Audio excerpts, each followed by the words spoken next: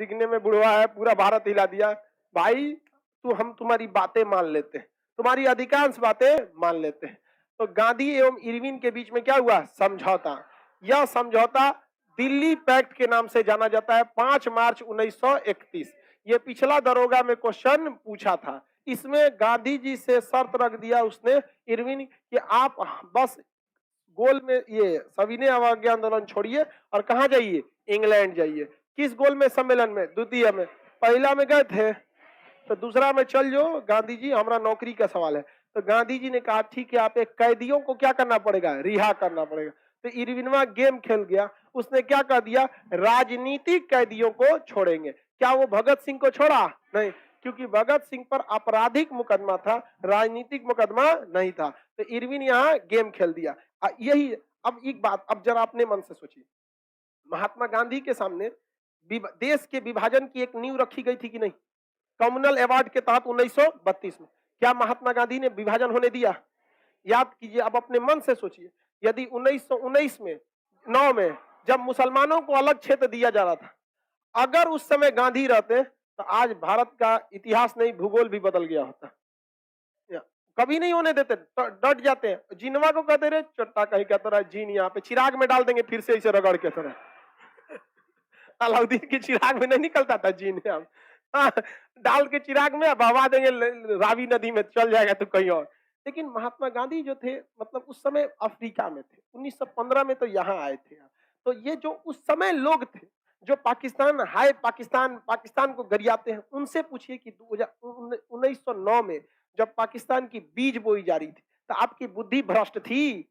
गांधी समझदार थे कि नहीं? 1932 में भी लड़ के भूख हड़ताल करके, तो उस समय तो बाकी नेता भी तो थे, मोतीलाल नेहरू भी थे, जवाहरलाल नेहरू भी थे, सरदार पटेल भी थे, सुभाष चंद्र बोस भी थे। लेकिन इसके लिए कोई धन्यवाद नहीं देगा। लेकिन भगत सिंह को राजनीतिक अपराध की वजह से क्यों नहीं बचा पाए, इसके लिए सब गरिया देगा वहां। तो बात ये हकीकत है कि गांधी से गलती हुई थी। वो चाहते तो भगत सिंह को रिजिड हो जाते तो बचा लेते। इतना बड़ा बड़ा प्रधानमंत्री का फैसला पर लटवा देते हैं भूख हड़ताल करके, एक हुआ बैठ जाते हैं कि भगत सिंह को छोड़िए नहीं तो। लेकिन दिक्कत क्या था? भगत सिंह खुद महात्मा गांधी का वैल्यू नहीं करते, कहते थे एक गाल पे मारे तो सरकार देंगे, बम मार देंगे हम गाल पे। एक के बार में खत्म हो जाए। मतलब कहने का सेंस, भगत सिंह क्या थे? गरम दल वाले, और महात्मा गांधी नरम दल। दोनों में वैचारिक मतभेद ज्यादा था। तो कभी भी आप मतभेद होके नहीं ना आ सकते हैं, एक मजबूरी हो जाती है। आप एक सिद्धांत, जिस सिद्धांत से आए हैं उस सिद्धांत के खिलाफ नहीं जा सकते। तो महात्मा गांधी शुरू से अहिंसा के सिद्धांत पे गए। तो ये भी देखे ना कि क्षणिक तो हम भगत सिंह को बचा लेंगे, लेकिन इतिहास में हमेशा यह रहेगा नहीं कि गांधी कॉम्प्रोमाइज कर लिया। तो हर इंसान अपनी आदर्शों से, अपने उसूलों से बंधा होता है, वो कभी नहीं कर सकता। समझ आएगी नहीं क्या? कभी नहीं जाएगा। अब जैसे हमारा यूट्यूब पे 14 मिलियन, आज 14 मिलियन हो गया यूट्यूब पर। आप सब लोग का बहुत बहुत सपोर्ट रहता है आप लोग के।